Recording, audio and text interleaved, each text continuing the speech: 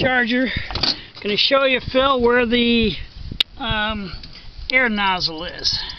I don't know if you can see it right there. There's your air nozzle. So it's right above the left muffler, which is ice cold, which is why it's a cold start. Now I'll hand over to my trusty assistant.